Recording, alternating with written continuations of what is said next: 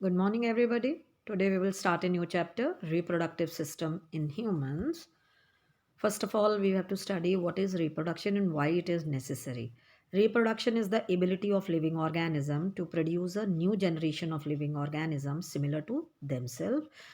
Reproduction में हम अपने जैसे ही एक और ऑर्गेनिज्म को जो है वो प्रोड्यूस करते हैं and this is necessary for maintaining for sustaining our species on earth. तो मेन हमारे रिप्रोडक्शन का जो पर्पस है that is increasing the population so that our species it is procured on our planet, and our planet is earth, so we have to procure our species on earth. That's why we reproduce. Okay. And reproductive unit जो है, जो कि सबसे छोटी unit जो है reproduction में use होती है, सेक्सुअल रिप्रोडक्शन में यूज़ होती है, that is known as gametes. And the male gametes they are the spermatozoa, we commonly called as them as sperm, and the female gametes are termed ova. ठीक है. And human जो होते हैं वो unisexual होते हैं and they reveals distinct sexual dimorphism. ठीक है. यूनिसेक्सुअल है, एक बॉडी जो है एक ह्यूमन बॉडी में या तो मेल होगा या तो फीमेल होगा. Anybody any person standing in front of us we can differentiate them on the basis of morphology, on the basis of their external character. We can differentiate them into a male and a female because they have different characters, they have different secondary characters, different secondary sexual characters. Okay. And according to them we can differentiate between them. ठीक. और reproductive system जो है ये बहुत सारे organs को मिला के बना होता है एंड उनको हम डिवाइड कर सकते हैं into primary and secondary sex organs. जो प्राइमरी सेक्स ऑर्गन्स होते हैं उन्हें हम गोनेड्स बोलते हैं because they produce gametes and they produce sex hormone as well. And जो सेकेंडरी सेक्स ऑर्गन्स होते हैं उनमें ज़्यादातर जो है वो डक्ट्स आती हैं, यानी कि जैसे रिप्रोडक्टिव डक्ट्स हैं, रिप्रोडक्टिव ग्लैंड्स हैं. ठीक. ये सब चीज़ें आएंगी. रिप्रोडक्टिव डक्ट जो होती हैं वो ट्रांसपोर्ट करती हैं गैमीट को. ठीक है. एंड जो ग्लैंड्स होते हैं they help in reproductive process. ठीक है. कॉपुलेशन वगैरह में जो है रिप्रोडक्टिव ग्लैंड जो होते हैं उनकी बहुत बड़ा रोल होता है. ठीक. सबसे पहले we will discuss male reproductive system and the primary sex organ in male is testis and the primary one is the testis. That means they are going to produce the gamete, that is the sperm, and they are also going to produce sex hormone. It is known as testosterone. तो primary sex organ कौन सा है हमारा mail में? Testis है, क्योंकि ये sperm भी प्रोड्यूस कर रहा है एंड ये टेस्टोस्टेरॉन भी प्रोड्यूस कर रहा है. ओके. नेक्स्ट आ जाता है हमारा सेकेंडरी सेक्स ऑर्गन्स. इनमें जो हैं present they are scrotum, vasa efferentia, epididymis, vas deferens, ejaculatory duct, urethra, penis and accessory glands. ठीक है. ये सारे हमारे सेकेंडरी सेक्स ऑर्गन्स में आते हैं. ये आपको कॉपुलेशन में भी हेल्प करेंगे, स्पर्म को टारगेट तक पहुंचाने में भी हेल्प करेंगे. ठीक है. कई होंगे जो ग्लैंड जो कि आगे कॉपुलेशन में भी हेल्प करने वाले हैं, जो हम वन बाई वन जो है इनको डिस्कस करेंगे. First of all we will discuss testis.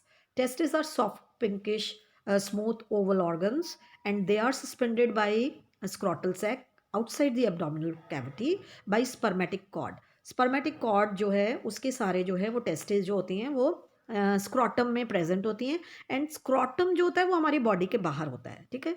Mail में स्क्रोटम जो है उसके अंदर जो होते हैं वो टेस्टिस प्रेजेंट होते हैं एंड वो बॉडी से बाहर होते हैं. ठीक है. Scrotum containing the testis are just behind the penis. ठीक. अब स्क्रोटम जो है वो internally left and right scrotum में डिवाइडेड होता है. ठीक है. दो जो है उसके सैक होते हैं जो कि एक मस्कुलर पार्टीशन, एक मसल के थ्रू जो है उनमें पार्टीशन होता है and that partition is known as septum scroti. Okay. And the scar like raphe mark on the position of the septum externally. और बाहर की साइड एक स्कार होता है, एक लाइनिंग दिखाई देती है जिसे रैफे कहेंगे. वो जो है वो मार्क करती है कि अंदर की साइड भी जो है एक पार्टीशन है एंड वो पार्टीशन किस मेम्ब्रेन से किस मसल से हो रहा है, that is that partition is known as septum scroti. वो एक सेप्टम है. ठीक है. जो कि स्क्रोटम को लेफ्ट एंड राइट पार्ट में डिवाइड कर रही है. फिर दोनों के दोनों टेस्टिस जो हैं उनके अंदर प्रेजेंट होते हैं. ठीक.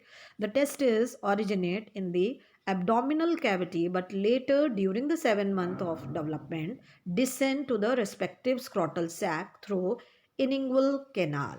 ठीक है. हमारे जो बॉडी है उसमें अंदर की साइड ही, जो मेल बॉडी में अंदर की साइड ही जो है टेस्टिस पहले बनने लगती है, मतलब हमारी एब्डोमिनल कैविटी में ही जो आपका टेस्टिस जो है वो डिवेल्प होता है।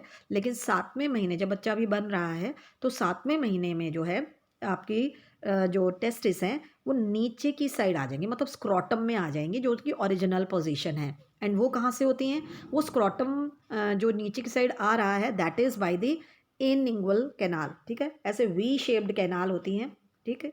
इस साइड जो जो आपका पेल्विक पोर्शन है, पेल्विक पोर्शन में वी शेप में कैनाल बनती हैं जहाँ से स्क्रॉटम में टेस्टिस मूव कर जाती है नीचे की साइड, ठीक है। ये एक डायग्राम है इसका, ठीक। इसमें आपको दिखाया गया कि दो जो आपके पार्टीशन है आपके स्क्रॉटम के बीच में, देखिए सेप्टम स्क्रॉटी है, ठीक। उसकी लाइनिंग भी यहाँ पे हमने डिस्कस कर ली है कि जो सबसे आउटर लाइनिंग होगी दैट विल बी डार्टस मसल, उसके अंदर जो है आप रहती है एक्सटर्नल फेसिया, फिर एक और मसल प्रेजेंट है क्रीमैस्ट्रिक मसल, फिर उसके अंदर जो होती है इंटरनल फेसिया है, उसके अंदर टेस्टिस है। अब डार्टस मसल को छोड़कर बाकी जितनी भी चीज़ें आप उसमें देख रहे हैं वो बनाती हैं स्पर्मेटिक कॉर्ड, ठीक है। फिर the dermis of scrotum contains a continuous smooth muscle fibre layer called dartos muscle. Dartos muscle जो है वो स्क्रॉटम की एक कॉन्टिन्यूस लेयर है स्किन के अंदर, ठीक है, जो स्मूथ मसल फाइबर से बनी है। स्मूथ मसल फाइबर जो है उसे हम अनस्ट्रेटेड मसल्स भी कहते हैं, ठीक है। ये इनवॉलेंट्री मसल्स होती हैं। स्क्रॉटम जो है वो बॉडी के बाहर क्यों हैं? क्योंकि जो टेस्टिस हैं स्क्रॉटम में टेस्टिस जो है बॉडी के बाहर इसलिए प्रेजेंट होती हैं क्योंकि स्पर्म जो है वो बॉडी के टेम्परेचर पे नहीं बन सकते हैं, उनके लिए 2 से 2.5 डिग्री टेम्परेचर कम चाहिए होता है, ठीक है। 37 डिग्री सेंटीग्रेड पे स्पर्म प्रोडक्शन नहीं होगा। उस 37 डिग्री से 2 से 2.5 डिग्री जो है कम होना चाहिए बॉडी का टेम्परेचर, मतलब जो आपका टेस्टिस का टेम्परेचर है वो उतना कम होना चाहिए ताकि आपका स्पर्म प्रोडक्शन अच्छे तरीके से हो पाए। इसलिए स्क्रॉटम में टेस्टिस बॉडी से बाहर प्रेजेंट होती हैं। लेकिन सर्दियों के समय जो है ये टेम्परेचर और भी ज़्यादा जो है डाउन जा सकता है, इसलिए जो हमारी डार्टस एंड क्रीमैस्ट्रिक मसल्स होती हैं ये स्क्रॉटम एंड टेस्टिस को एब्डोमेन के पास जो है वो पुल कर लेती हैं, ठीक है। कॉन्ट्रैक्शन होती है वो ऊपर की साइड पुल कर पाती हैं ताकि टेस्टिस का टेम्परेचर जो है वो मेंटेन रहे, उनमें थोड़ा सा वार्म हो पाए, ठीक है, क्योंकि बाहर का टेम्परेचर ठंडा है, एंड जो है स्पर्म प्रोडक्शन सही तरीके से हो पाए, ठीक है। स्ट्रक्चर ऑफ टेस्टिस देखते हैं। Testis is covered by a testicular capsule, जिसकी आउटर मेम्ब्रेन जो है it is a 2 layer membrane, it is known as tunica vaginalis, and inner membrane जो है वो है ट्यूनिका एल्ब्यूजिनिया, ठीक है। जो ट्यूनिका एल्ब्यूजिनिया जो है उनकी इन ग्रोथ जो होती है सेप्टा वो बनते हैं उससे, जिससे कि आपका पूरा का पूरा टेस्टिस जो होता है that is divided into 200 to 300 lobules and they are known as testicular lobules, ठीक है। इस डायग्राम में देखिए, ठीक, जो ये आपको वॉयलेट कलर की लाइनिंग नज़र आ रही है, बैंगनी रंग की लाइनिंग है, this is of tunica vaginalis, ठीक है। 2 लेयर होती हैं इसमें, एक पैराइटल मेम्ब्रेन है और एक उनमें से विसरल मेम्ब्रेन है। पैराइटल मेम्ब्रेन हमेशा जो है एब्डोमिनल वॉल से अटैच होती है, एंड जो विसरल होती है that is always toward the organ, ठीक है। इसके अंदर जो है वो ट्यूनिका एल्ब्यूजिनिया है। ट्यूनिका एल्ब्यूजिनिया की जो है इन ग्रोथ अंदर की साइड देखिए वो ग्रो की हुई है, ब्लू कलर की लाइनिंग जो है, ठीक है, वो कौन सी है? ट्यूनिका एल्ब्यूजिनिया की, वो अंदर की साइड ग्रो करी है, एंड उसने टेस्टिस को डिवाइड कर दिया है जो है बहुत सारे कंपार्टमेंट्स में, जिसको हम बोलते हैं टेस्टिकुलर लॉब्यूल्स। इन टेस्टिकुलर लॉब्यूल्स में देखिए आप ऑरेंज कलर से हमने एक ट्यूबुलर ग्लैंड बनाया है that is the seminiferous tubule, ठीक है। एक टेस्टिकुलर लोब्यूल में 1 से 4 जो है सेमनीफेरस ट्यूब्यूल प्रेजेंट हो सकते हैं, एंड इन्हीं सेमनीफेरस ट्यूब्यूल्स के अंदर क्या बनते हैं? स्पर्म्स बनते हैं, ठीक है। फिर जब स्पर्म डिवेल्प हो जाते हैं तो वो रेटेटेस्टिस में पहुंचेंगे, एंड रेटेटेस्टिस से जाएंगे वासाई फ्रेंशिया, वासाई फ्रेंशिया से वो पहुंच जाएंगे एपिडाइडमिस, ठीक है। और एपिडाइडमिस की जो डक्ट है, डक्ट्स के थ्रू जो है वो और ज़्यादा जब वो नीचे की साइड अनकॉइल्ड हो जाती है एंड फिर वो मूव करेगी ऊपर की साइड, ठीक है, बाहर निकलेगी इनिंगुअल कैनाल से, एंड जो है यूरिनरी ब्लैडर के पास जो है वो कंबाइन करती है सेमिनल वेसिकल से। इस जो ट्यूब है इसको हम वास डिफरेंट कहेंगे। ठीक है, डायग्राम देख लीजिए आप अच्छे से, आगे हम डिस्कशन इसी डायग्राम के बेसिस पे कर रहे हैं। ठीक है, each testicular lobule it contains 1 to 4 highly convoluted seminiferous tubules. ठीक है, और हर एक टिब्यूल जो है वो स्पर्म जनरेट करेगा। एक्चुअली इसमें दो तरह के सेल होते हैं। ठीक है, जो इसकी जर्मिनल एपिथेलियम होते हैं उसमें दो तरह के सेल होते हैं। एक कहलाता है स्पर्मेटोजेनिक सेल, जिन्हें हम स्पर्मेटोगोनियल सेल भी कहते हैं। ठीक है, एंड इनमें ही प्रोसेस होता है स्पर्मेटोजेनेसिस का, जिससे कि स्पर्म प्रोडक्शन होगा। ठीक है, and the second one is the supporting sales, जिनको हम सर्टोली सेल्स भी कहते हैं एंड नर्स सेल्स भी कहते हैं। ठीक है, ये एक क्रॉस सेक्शन है सेमनीफेरस टिब्यूल का। उसके अंदर देखिए आपको जो है सेमनीफेरस टिब्यूल में दो तरह के सेल नज़र आ रहे हैं। ठीक है, दो ये जो सर्कल्स हैं, ठीक है, ऑरेंज कलर के, ये सेमनीफेरस टिब्यूल है। 1 से 4 बोले तो यहाँ पे हमने 3 ही बनाए हैं। तो इनमें देखिए दो तरह के सेल दिखाई दे रहे हैं। एक जो है वो स्पर्मेटोजेनिक सेल है जिससे कि स्पर्म बनेंगे, एंड एक जो है वो सर्टोली सेल्स है जो कि सपोर्ट कर रहे हैं, नर्स कर रहे हैं किसको, डेवलपिंग स्पर्मेटोजोआ के। ठीक है, अब जो आपकी सेमनीफेरस टिब्यूल्स है इनके बीच में भी सेल प्रेजेंट है। ठीक है, इनमें बहुत सारी चीज़ें प्रेजेंट होती है, कैपिलरीज प्रेजेंट होती हैं, नर्व्स प्रेजेंट होती हैं। इनमें जो है एक स्पेशल टाइप के सेल प्रेजेंट होते हैं जिन्हें हम बोलते हैं इंटरस्टिशियल सेल्स, एंड इनको हम लेडिक सेल्स भी कहेंगे। ठीक है, पहले हम देखते हैं फंक्शन सर्टोली सेल का, वो क्या है। They provide nutrition, protection and support developing spermatozoa. ठीक है, उसको नॉरिश करेगा, प्रोटेक्ट करेगा। ठीक है, सपोर्ट भी करता है, क्योंकि जब वो डिवेल्प हो रहे होते हैं तो उनका हेड जो होता है वो सर्टोली सेल में एम्बेडेड होता है। ठीक है, it also secrete androgen binding protein that maintain high concentration of testosterone with in testis. अब जो है सर्टोली सेल में एंड्रोजन बाइंडिंग प्रोटीन जो है वो ये इस बात को जो है प्रिक्योर करता है, इस चीज़ को जो है विशेष ध्यान देता है कि टेस्टोस्टेरॉन की जो मात्रा है वो हमेशा हाई रहे।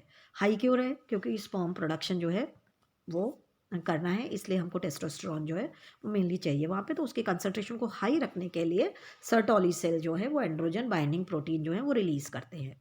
ठीक है, सर्टोली सेल जो है एक और प्रोटीन रिलीज़ करता है जिसे हम इनहिबिन कहते हैं, जो कि सप्रेस करेगा फॉलिकल स्टिमुलेटिंग हार्मोन को। कॉमनली हम उन्हें FSH बोलते हैं, फॉलिकल स्टिमुलेटिंग हार्मोन के सिक्रेशन को जो है सप्रेस करेगा। ठीक है, इसको उस प्रोटीन का नाम है इनहिबिन। ठीक है, हमने बोला था जो आपने सर्कल्स देखे ऑरेंज कलर के उनको हमने क्या बोला, सेमनीफेरस टिब्यूल। उसके बीच में हमने वॉयलेट कलर के जो है सेल बनाए थे। वो जो सेल थे वो किस जगह पर थे, वो जगह पूरी कहलाती है इंटरस्टिशियल स्पेस। उनमें स्मॉल ब्लड वेसल्स भी हैं, मैंने कहा ब्लड वेसल्स भी हैं, नर्व्स भी होती हैं वहाँ पे।